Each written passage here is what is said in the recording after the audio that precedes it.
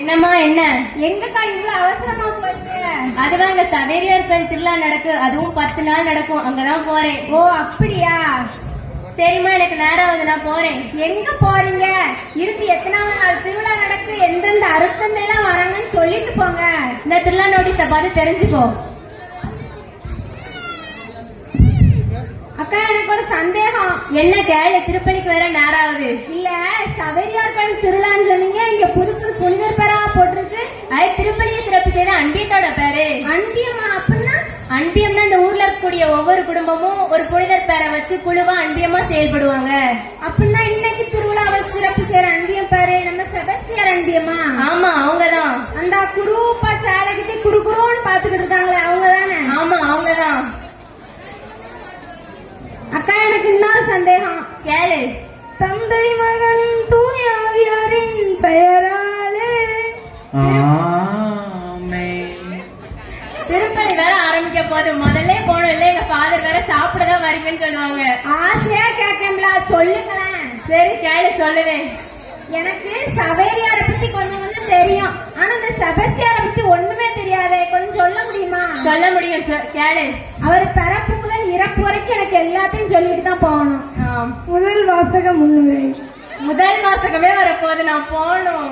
எங்க போறது? எனக்கு எல்லாத்தையும் சொல்லிட்டு தான் போகணும். சரி கேளு, சொல்லுவேன்.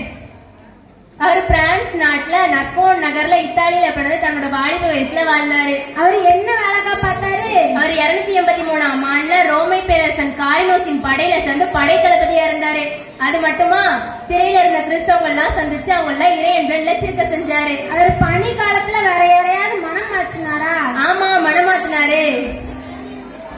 அல்லேலூயா அல்லேலூயா.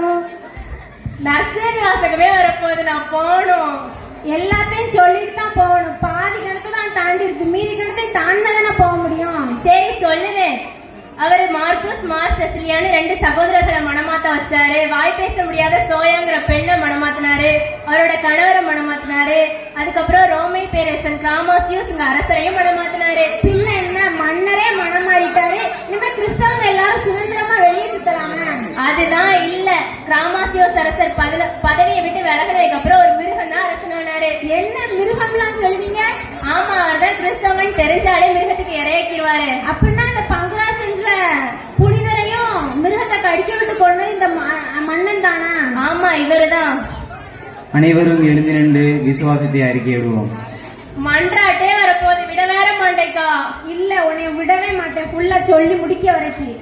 ஆமா, இந்த பங்கராசுங்க புனிதர் கொண்டதும் இந்த அரசர் தான். உண்மைதான், செபஸ்தியாரோட கிளைமேக்ஸே வருது. அது என்ன, அதையும் சொல்லிட்டு போங்க. ஆமா, பங்கராஸ் இறக்கும் போது ஒரு கையை தூக்குவாரு, மன்னர் பக்கம் நின்று செபஸ்தியாரும் கையை தூக்குவாரு. இந்த ஒரு காவலாளி பார்க்க மன்னர் கிட்ட போய் சொல்ல, மன்னர் செபஸ்தியார் கிறிஸ்தவ மறுதளிக்க சொல்லுவாரு. செபஸ்தியார் மறுப்பாரு. இதுக்கு மன்னர் கோவத்துல செபஸ்தியார கொலை பண்ண சொல்லிடுவாரு. அடுத்து என்ன ஆச்சு? அதுக்கப்புறம் என்ன, செபஸ்தியார் ஒரு மரத்துல கட்டி வச்சு அம்பை ஏறி கொல்ல சொல்லுவாங்க. அடுத்து என்னதான் ஆச்சு? ஜெபிப்போமாக. திருப்பலியே முடிய போது, நான் போகணும். திருப்பலி முடிஞ்சாலும் பரவாயில்ல, உன்னை நான் இன்னைக்கு விட மாட்டேன். அதுக்கப்புறம் என்ன, அவர்கிட்ட இறைக்கல்வி கச்சவங்க எல்லாம் அவரை ஒரு இடத்துல வச்சு குணமாக்குனாங்க. திரும்பவும் எப்படி மன்னர் கிட்ட செபஸ்தியார் மாட்டினாரு?